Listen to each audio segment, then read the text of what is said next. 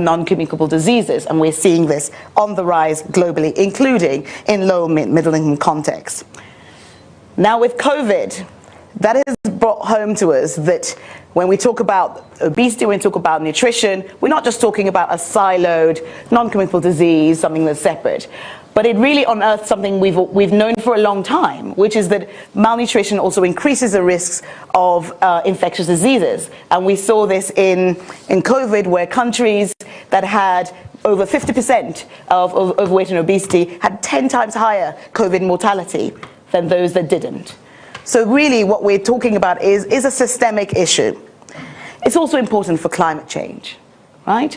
Global food and agriculture is a key driver of climate change, and some of the work we've done looking at health impact of climate mitigation has found food to be one of the top 3 critical pathways if we are to get the health benefits from climate action. So what we're talking about here is a planetary health issue.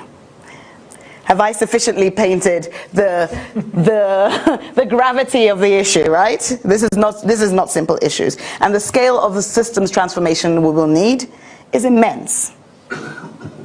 But let's say in no uncertain terms that the alternative path of not doing anything is untenable.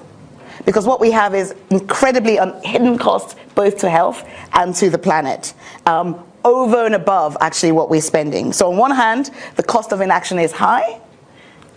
On the other hand, on the bright side, the opportunities to intervene, to actually change significantly our food system so that it works for us and for the planet are enormous, if only we can grasp that. Okay, so today we'll be talking about different aspects of the food system, particularly focused on availability, on access, and an adoption of nutritional foods. Because often when we're talking about food, we're often talking about individual behavior, but we really need to tackle some of the systemic and more structural issues if we are to really take a more systems transformation approach. So on that note, we are honored to have His Excellency Ferdinand Marcos, the President of the Philippines, join us, and just to open up the session to share your perspective on nutrition security in your context and why it is such a priority issue for the Philippines. Over to you, Your Excellency. Thank you very much for your introduction. I'm pleased to be joining you this morning. And as we acknowledge the distinguished panel experts, academics, executives, and officials who we will be hearing from during the discussion period. It is quite apropos that we hold this gathering prior to taking our midday meal for the day. For us in the Philippines, an essential and perennial component of a meal is one served with rice. Filipinos join over half the global population where rice is an essential grain, the veritable stuff of life. We simply cannot get enough rice. It was not too long ago, just over 70 years, when the Philippines embarked on an experiment to fortify rice with thiamine and other nutrients, this experiment helped solve the severe problem that was existing in our country then of beriberi, which was a leading cause of death at the time. It's now considered as a model for public health nutrition and for rice enrichment programs in other countries. Beyond rice, we created the National Nutrition Council 48 years ago to supervise, coordinate, and evaluate the National Nutrition Program for all public and private agencies. Food security remains at the forefront of our national agenda, anchored on our vision for a prosperous, resilient, and secure Philippines by the year 2040. They are the overreaching goals of this administration that are to build an inclusive society when no one is hungry, where Filipinos live long and healthy lives, and where they are provided with an environment built upon trust and security, and where they can be innovative and remain smart and responsive to the problems of the day. Underscoring all these lofty goals is ensuring that each and everyone is provided with quality and ample nutrition. In a 2021 Global Food Security Index, the Philippines ranked a modest 64th out of 113 countries in 4 dimensions of food security metrics. We have made significant gains in the past few years, but more certainly needs to be done if we are to attain Sustainable Development Goal 2 on zero hunger. It bears emphasizing that the challenge of nutrition is different for you and for me, from your economy to mine, from us here to the people back home. Among our priority interventions are those geared towards making food available, affordable, accessible amid the looming global food and energy shortage. Government spending will focus on productivity-enhancing interventions for the agricultural sector. Research and development is going to be a very important component for this, as with the advent, as has been mentioned, with the advent of the climate change issues. The impact on climate change has to be part of that discussion. Government spending will focus on on the agricultural sector, but also it will in the distribution sector. For as all governments, we buy a lot of food to provide for our schools. There's a feeding program for children to provide for, especially during the pandemic, for assistance to those who are in trouble. And we have learned during our sessions here that systems-based and data-driven cooperation is key to achieving security, and the challenge we face in nutrition is no exception. So let me offer a few ideas. We must, first of all, boost productivity in agriculture and fisheries, including through climate-resilient technologies, and promote production even in non-agricultural areas, such as urban and vertical farming, and community gardening for subsistence supply. The food from the toil of our own hands is the food that will most nourish our bodies. We must invest in facilities, logistics, and systems that bring the nutritious food to our people, much like a grander scale of farm to table, and increase the capacity of our institutions to enforce regulations that enhance food quality. We must also cooperate to develop technologies that increase the nutritional value of our food and content and prolong their shelf life, which are sometimes contrary goals. And again, we count on the research and development that will be undertaken and the new technologies that will be discovered for us to be able to bridge that gap. Let us incentivize a nutritious lifestyle, promote active and health-seeking behaviors across different ages and income levels, and create an ecosystem based on the concept of green and circular economy. We are looking to working with the WEF and various stakeholders on a holistic and integrated plan covering both food security and nutrition security. The work of the WEF's New Frontiers of Nutrition, a vital component of the equally vital Future of Consumption platform, is commendable in this regard, in providing us all with the first big leap towards nutrition security through a common paradigm on the purpose of nutrition and the future of food, and developing principles and indicators to sustain our efforts while aiming to create economic value for nutrition. Friends and partners, I look forward to productive and insightful outcomes from this discussion today. I'm confident we will be able to arouse high-impact, actionable, and collective ideas to steer us all forward on our common goal of nutrition security, not only in health and food, but especially in the quality of that food. I wish you all a nutritious lunch, but not to be had before an enjoyable and productive panel session. Thank you and good night.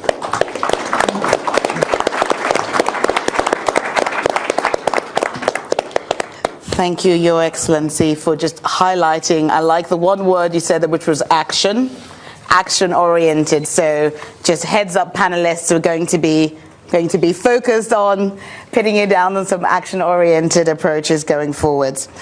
Thank you very much. If I can just thank the President.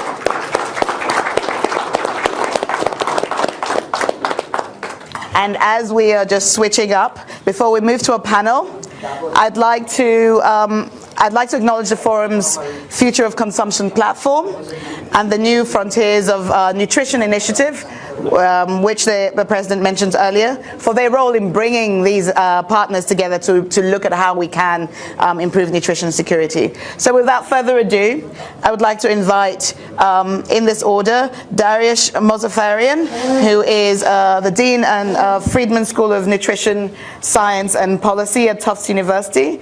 Dariush is a cardiologist, policy scientist, and founder of the Tufts Food and Nutrition Innovation Institute. I'd like to welcome Geraldine Matchett, who is the Co-Chief Executive Officer and Chief Financial Officer of Royal DSM. Welcome. I'd like to welcome Sir Mohammed Jafar, Chairman and Chief Executive Officer of the Kuwaiti Danish Dairy. And last but not least, Sam Kass, who is a food entrepreneur, former Senior White House Policy Advisor for Nutrition, and Executive Director for the Let's Move Lady Michelle Obama's campaign of the First Lady. Thank you all very much. Please join me in welcoming them. Okay, Dariush, I'm going to start with you. To just paint us a little bit of a picture. So as an academic, you're a cardiologist, so you see, you're an academic and you on policy side, so you try and prevent, but you're a cardiologist, so you see what happens when we don't succeed in preventing. Can you paint us a little bit of a picture to really set the tone on why this conversation is so critical? Yeah, well, thank you for outlining such an important a baseline, and also the President's comments really, I think, level set us. I want to make three key points about nutrition to start. First is that I really think this is one of the single biggest issues facing the planet, and we're not giving it that attention. As an example, the estimate is about 11 million deaths per year directly caused by poor nutrition. Most of that is due to chronic diseases.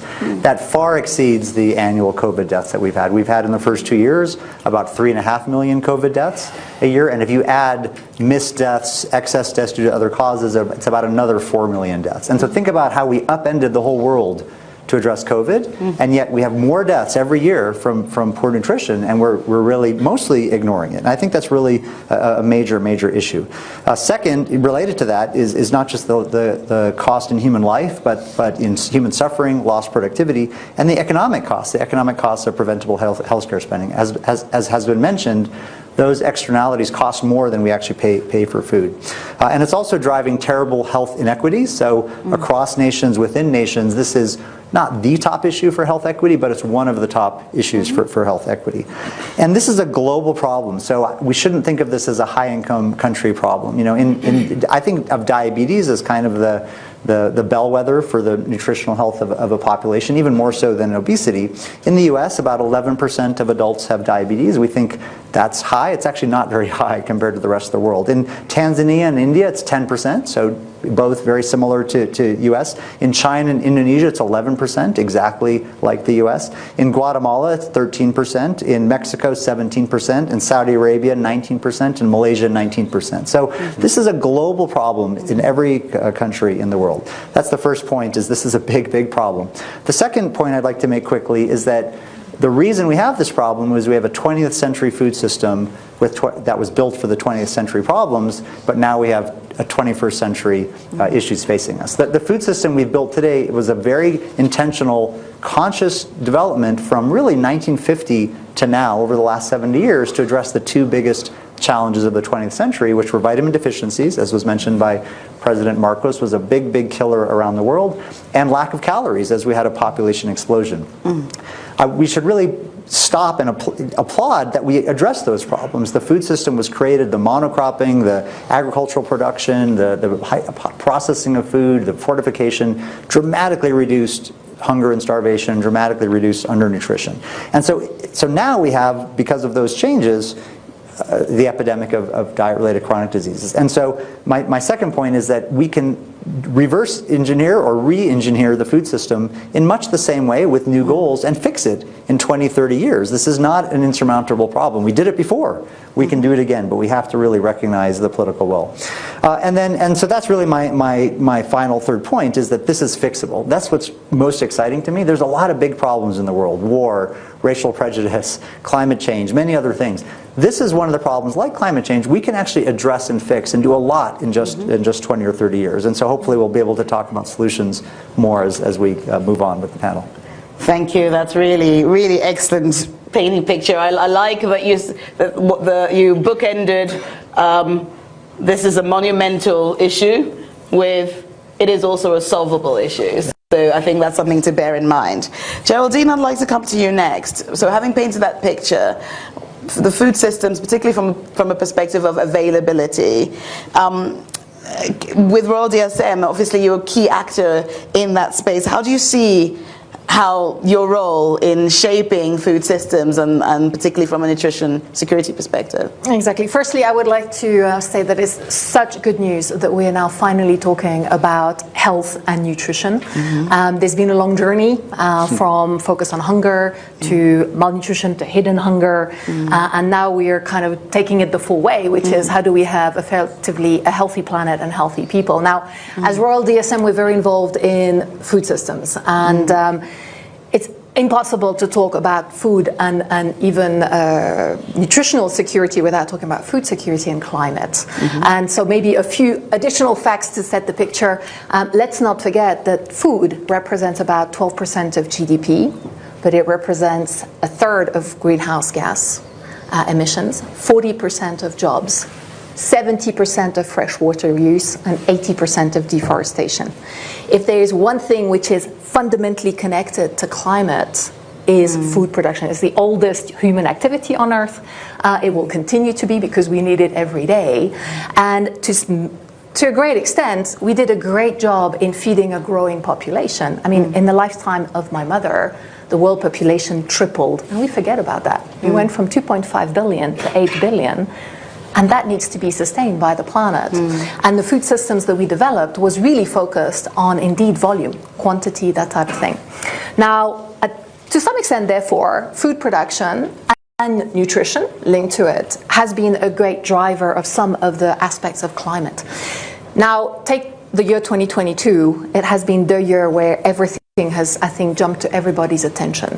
One is food security cannot be taken for granted. We knew that there was a growing crisis coming because of climate change, but you add climate, COVID, and conflict, and of course all the problems with trade. Now, two predominant, I mean, across so many countries, if not all countries, the cost of food has gone up and availability has gone up. And one of the big fears, and maybe I hope we'll have a good discussion about this, is that the fear of availability and affordability will then maybe take back some of the issues around the health and the sustainable aspect of food systems. So a lot of things to go there in terms of a little bit the perfect crisis and the broken food systems.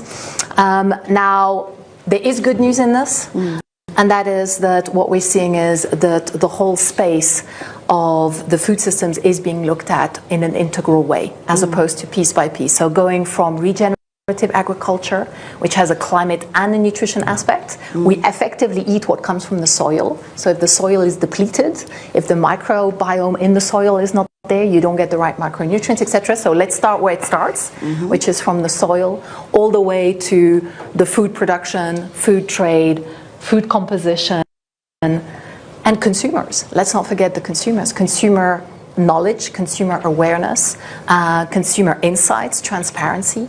So there's so many things to talk about, but fundamentally, healthy people, healthy planet go together. Yeah. So I'm going to come back to you, Geraldine, particularly thinking about the key actors that need to come together, because part of the issue is that we work in silos often, right? Exactly. But we'll come back to that. So coming from the availability and access, we want to move more to thinking about industry. So Mohammed, your company, Kuwaiti Danish Dairy, you've been on a journey to re-engineer, right? So a key part of access to healthy foods is looking at what is available and how can we actually re-engineer to access more healthy food. Can you tell us a little bit about what you've learned on this journey and What do we need to scale it? Because we need more than just you working on this. It's a big problem, as Darius mentioned. Thank you. As Darius said, it's a big problem, and there was a time when we didn't have this problem, so I'm sure we will be able to fix it. It may take time, but it is fixable. That's the good news. When was the time when we didn't have this pandemic of metabolic health that is crippling our national health? That was before the 70s, I suppose. That was a time when people cooked their meals at home, when there wasn't shelf-stable product that's microwavable. People ate 3 times a day, so they were not spiking their insulin level all the time. And yes, the achievements are not to be underestimated. We have fed the planet. We've given people food. We've kept them from dying or from hunger, from starvation. But now the pendulum has swung to the other side. Now, more people are dying from obesity, from metabolic syndrome diseases, than are dying from being malnourished or from hunger. So, is the system fit for purpose? No. How broken is the system? We know the numbers, but I'd like to remind the audience what the numbers are. Last year in Davos, when we tried to calculate the value of the food system, I think it was the United Nations report that came up with the numbers, that the system is valued at 9 trillion. So that's the value of the entire food system worldwide. But the damage it did was 20 trillion, of which 11 trillion are health related and 7 trillion are related to nature. So as a food manufacturer sitting upstream, I'm creating, me and the rest of us are creating a problem that's so huge we would go broke if we tried to fix it. We couldn't. It's bigger than us. So how do you fix that? When this news came to me, I went home and I said, what is it that we are making? If I'm a problem, I want to solve the problem. If I listened to advice in the 70s that said, push carbohydrates, and I pushed carbohydrates, and now it seems that sugar kills, then what do I do about the products that have sugar? So I took all of the products that we have, and this is something that is scalable, and others who want to participate in what we're doing, we're very happy to share this with them, freely, competitors or others. We took all of our products, everything we make, and all of the ingredients that went into them, and we sent them. We created a scientific team in America that's independent. We said to them, what's healthy? And they said, well, if the food, and this is our metabolic matrix, this is our definition of what healthy, what nutritious should be. If it doesn't harm your liver, if it feeds your microbiome, if it feeds the gut, and if it feeds the brain, then make this food. If it doesn't, don't. So we sent all of our products and the ingredients to a lab in America to have them chemically tested, to see how these products would scale up. And some of them did very, very badly, like orange juice. You'd think orange juice is good for you, but it turns out it has fructose in it. Fructose attacks the liver in the same way as alcohol does, and can give you fatty liver disease. So we asked ourselves, why are we making juice? Why is the world making juice? This is a question that we need to address. We cannot hide away from it, us or the industry. And this is an area where we need to scale down rather than scale up. And then we had products that, some products, you can neutralize this, for example, juice. You cannot make it good. That's the finding that the scientific panel came up with, but you could add fiber to it to neutralize it. So do you want to sell a food that doesn't actually serve a purpose? Others had more hope in them. So products that had sugar, like a chocolate milk, we replaced the sugar with another type of sugar, but this one, which is also naturally occurring, doesn't cause your insulin level to spike and doesn't cause diabetes. It has the same number of calories, and this is where I want to differentiate, that the narrative should not be about calories, because you have two products here, a chocolate milk with a sugar that will make you addictive, that will make you come back, that will spike your insulin level, that will cause problems in the health system, and another product that doesn't. So as a consumer, I don't have the choice of the other product. And I've been given by the government, by the American Heart Association in the 1970s, nonetheless, by the American government, go carb, go carb. But if sugar, if this product, the chocolate milk with the sugar, if this one, the recommended daily allowance of sugar is 0. Why? It's because that sugar doesn't actually feed any cell in the body. So I think we need to ask ourselves big questions. The good news, and I want to come to some good news, some landing maybe, is that A, we're talking about it. B, we live at a time when technology and the fourth industrial revolution, it's exponential, the changes that we are seeing. The impossible can become very possible. So there are some quick fixes. If we know that something causes inflammation, then we must take steps to replace it with something that doesn't. And I don't want to point the finger at, say, something like high fructose corn syrup, which is something that has been used in the diet to provide foods that are cheap and shelf stable. But at the end of the day, they appear cheap because you're paying $1 for it today, but actually you're paying $3 because it's $1 today plus the $2 that it's causing to health and environment going forward. Right. So I think we can reverse, and I think this is something that is doable. Okay, so I'm going to come back to, thank you for that. I'm going to come back to you in terms of scaling, and I'll ask you a very pointed question, a low-hanging fruit, so it's a wild card.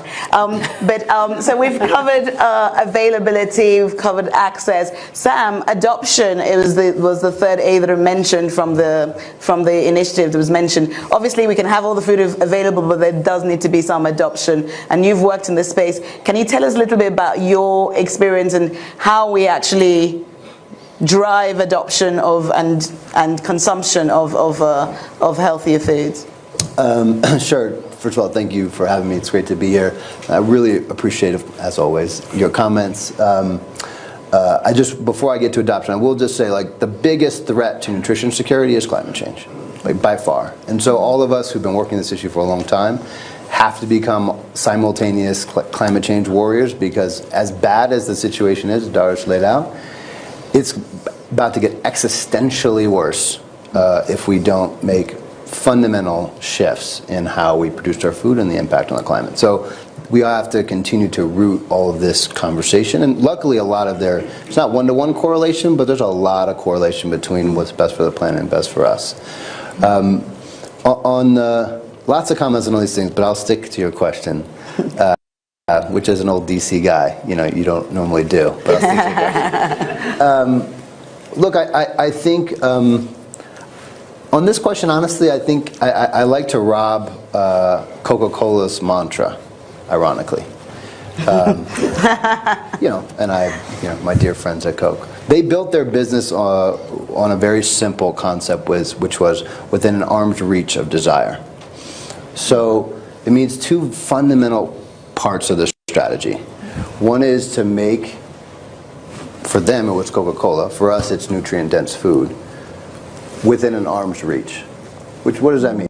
For us, it means make nutrient-dense options really affordable and, of course, delicious, right? And so a lot of the solutions that we're ultimately talking about have to be empowered by the supply chain, have to be empowered by producers. Innovation and technology is going to make the economics of all of that work, because right now it doesn't, for a whole host of reasons. We've invested an statistically insignificant amount on nutrient-dense foods compared to the big commodities. It's not because of ag subsidies shape all that and distort it to any measurable level. It's because we've invested no money in figuring out how to bring nutrient-dense foods through. So I'll stay on the demand side, but the demand is really unlocked by very specific investments and innovations and different approaches on bringing those products to bear. But we have to surround people with much more nutrient-dense foods, and then we need to make them desire to want to eat them. That's marketing. So, right now in these conversations, we tend to, and all my medical friends and advocates and everybody likes to talk about, vitamin B and fiber and what it does to your gut and all these things. And yes, all of that is true. But love, sex, and happiness beats fiber and vitamin B every single time. it just kicks their butts.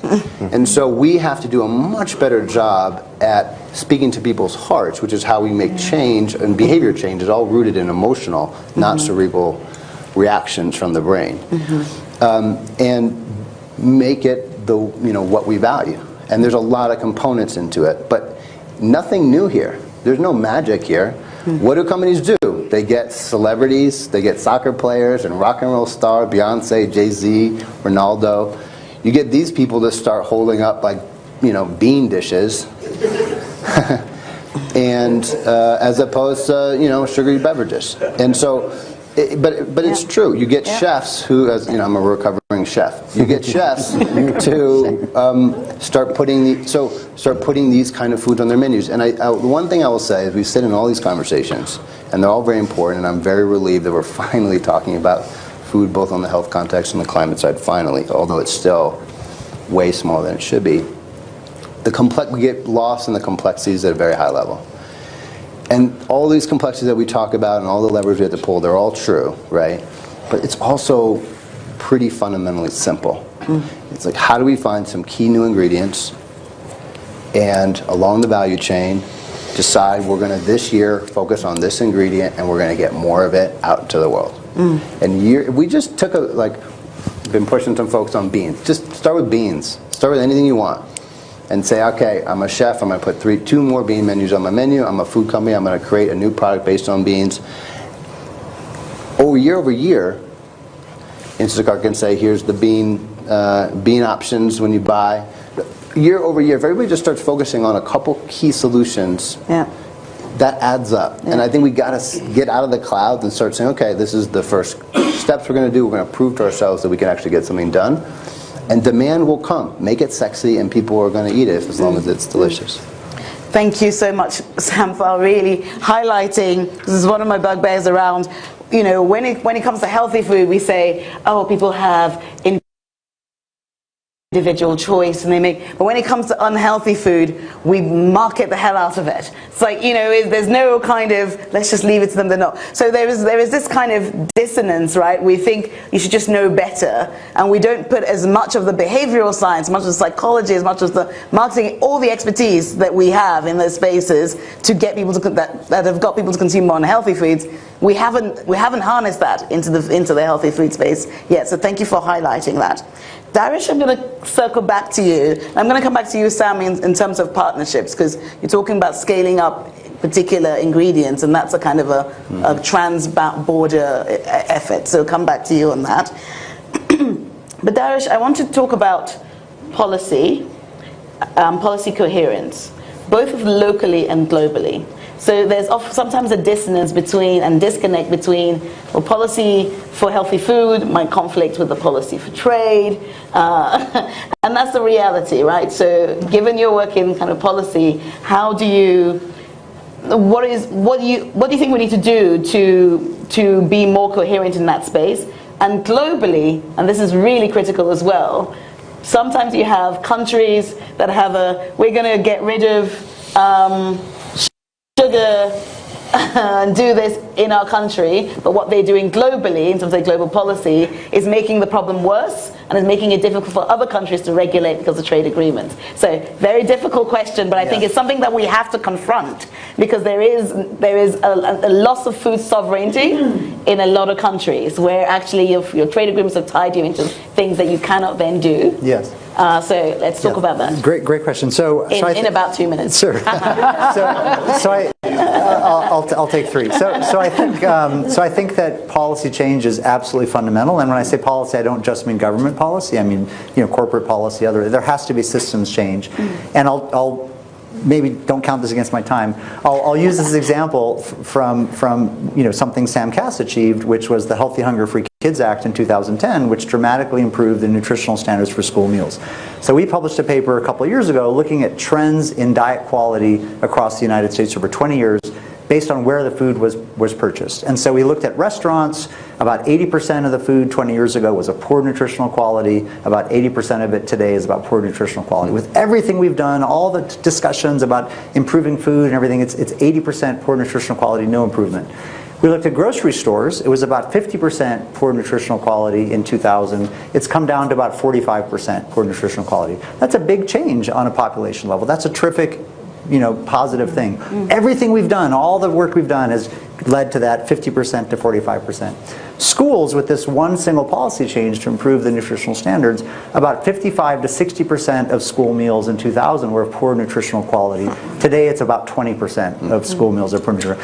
They come dramatic improvement. And everything else I mentioned about poor nutritional quality, there's huge inequities with people who are lower education, lower income, of racial ethnic minorities, have even worse diets, and people who, in schools, there's no inequities. Everybody's nutrition improved together. So if we do everything possible without policy and systems change, we'll get these little incremental things. And that's kind of what we've been doing for the last 30, 40 years with the global obesity epidemic that's growing. We need to have policy and systems change. And so I think that the way to have coherence first is to follow the dollars. If we show that there's immediate, not 10 years from now, 20 years from now, 1 year, 2 year economic benefit to these actions, that's the coherence, right? There's no convincing if we show that we're going to reduce diabetes. Diabetes costs usually the #1 healthcare cost in almost every nation. We're going to increase productivity. We're going to increase jobs and businesses. This has been the mantra for green energy, right? Countries now are focusing on green energy because it's economically important for them to have the companies and the jobs of the future, right? Not because they really care about climate change, because they really want to have the economy. So I think you have to follow the dollars and show the line between fixing nutrition and health. And then I think in the realm of policy, just to close, I think there's 4 big levers that we need to invest in. So I think one is healthcare. As a cardiologist, it drives me crazy that the #1 cause of poor health is ignored by the healthcare system. Yeah. In high-income countries, in middle-income countries, and with the absence of vitamin supplementation in low-income countries.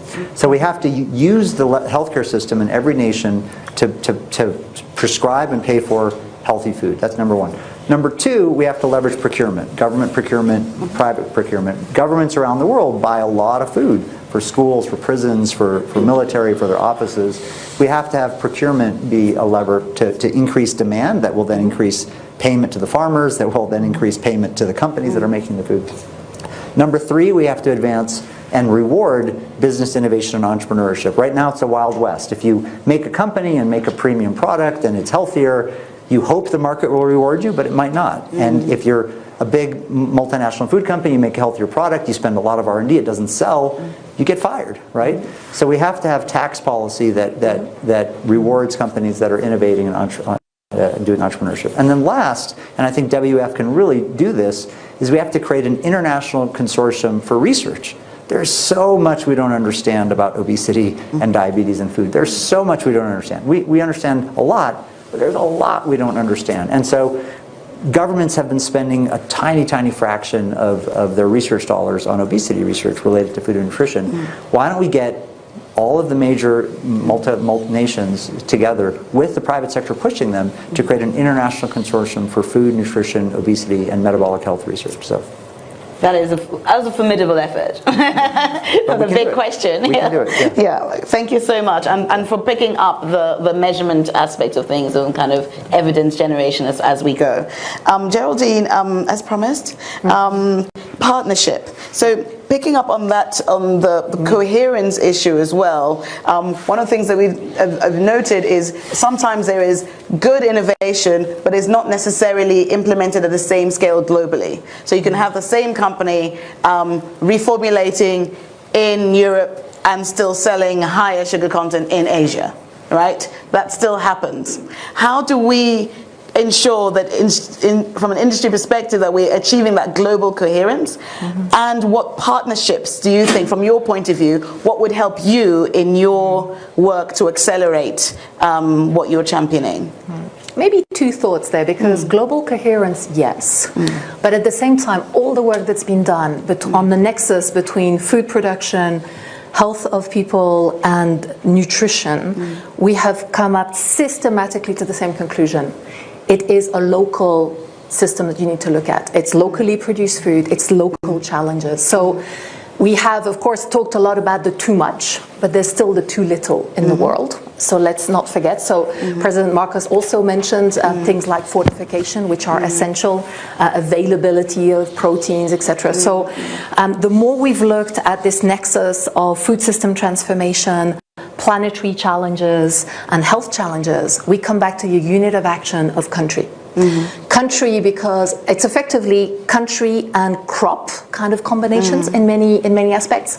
And when it comes to collaboration and coordinating efforts, actually what is currently taking place here at the World Economic Forum is to look at the nexus of nature, food, and health. And in that sense, health through nutrition, really looking at a cross-sectorial approach, because when food fails, everything fails.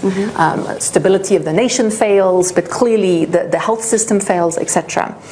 And then taking it more from which is quite new, from the health picture of, if we look at, and that is pretty much true across all countries, the cost of healthcare is spiraling.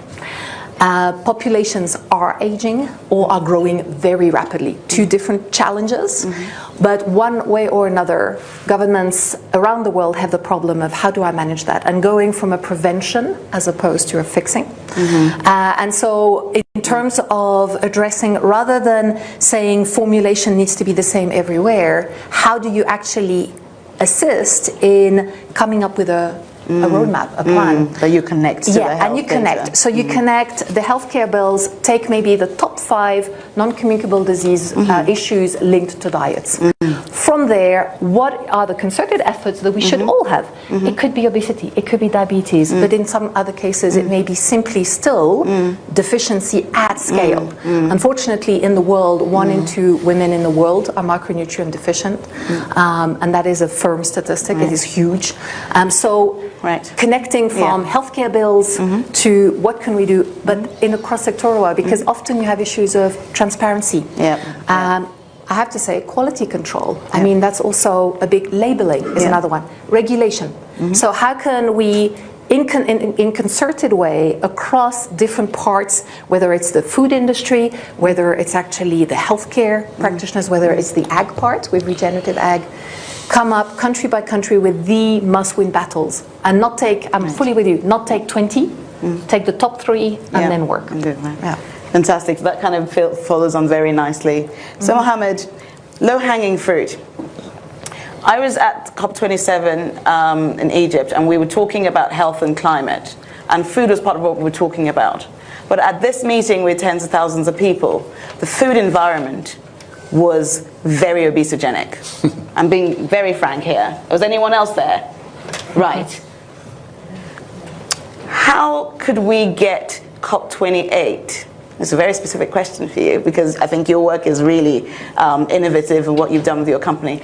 What would we need to do to get the food environment in Dubai at COP28 to be healthy, so that irrespective of whether you're in a food session or in a health session, you would notice food and nutrition at that meeting? What could we do? I think a small example of something that was done in England when it came to salt content.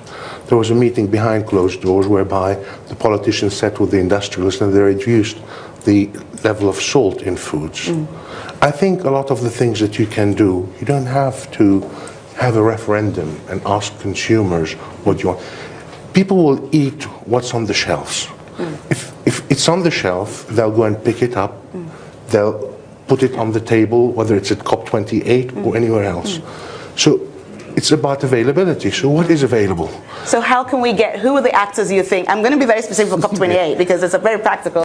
We've run out of time. Names and emails. Please. Yes. Who do you think? No, but seriously, because we've got 10 months. I spoke today with President Marcos. Earlier today, I spoke with the Minister of Industry of Saudi Arabia, trying to let people know what the issues are. I think we have to have an awareness matter first, so that what you see is what they see. If there's no alignment on the vision and understanding, then we're not going to be able to progress further. I don't have a magic wand for what we can do in COP28, but I think if you frame it properly, I think it's on us to frame it properly. If we frame it properly, then it will translate into that.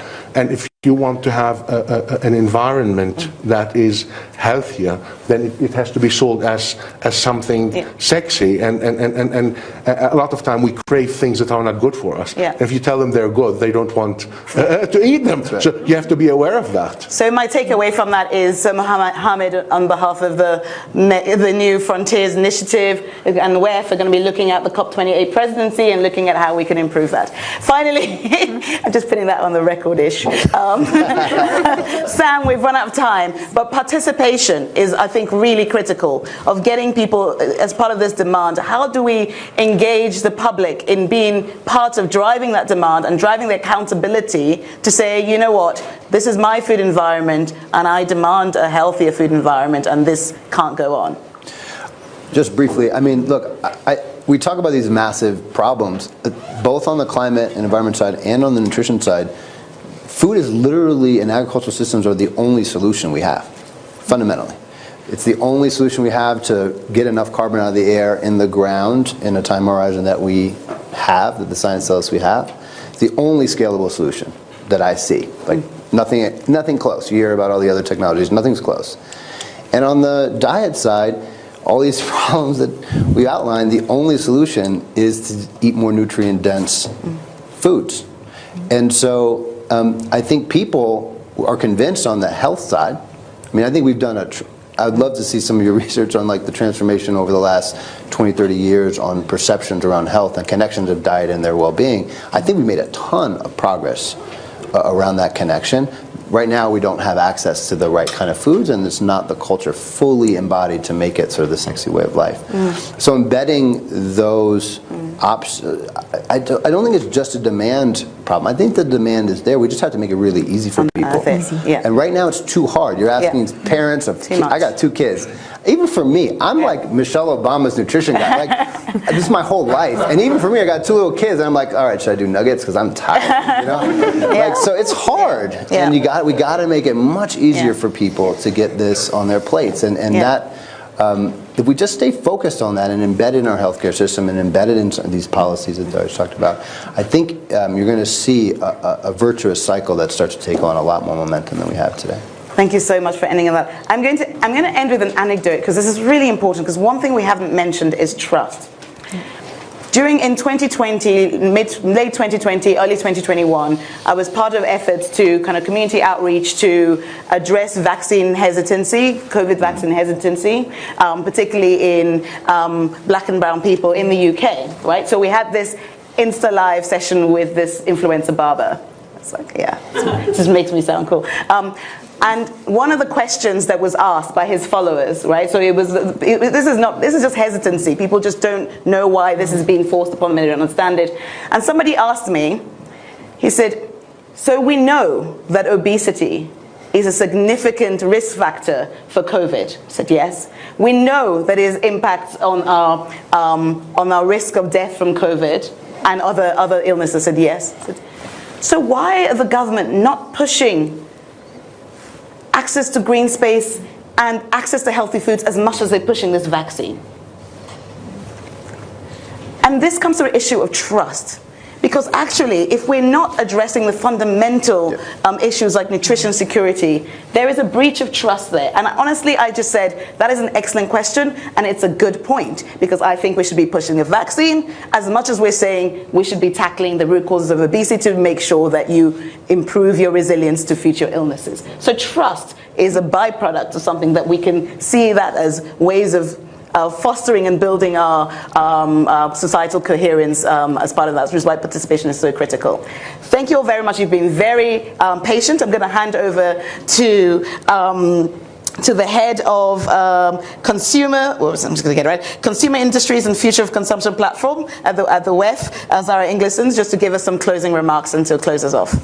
Thank you, Tolu. Again, my name is Zara Inglisons. My team and I actually lead our nutrition security work, and we're working with many of these esteemed leaders to advance that agenda forward. So thank you very much for sharing your insights and the solution pathways. We will certainly take them forward in our work. And I also want to thank you as our audience for taking an interest in this topic. And if any of you are interested in joining our mission to improve lives through the power of nutrition, please let me know. Thank you. Thank you very much. Thank you to our speakers.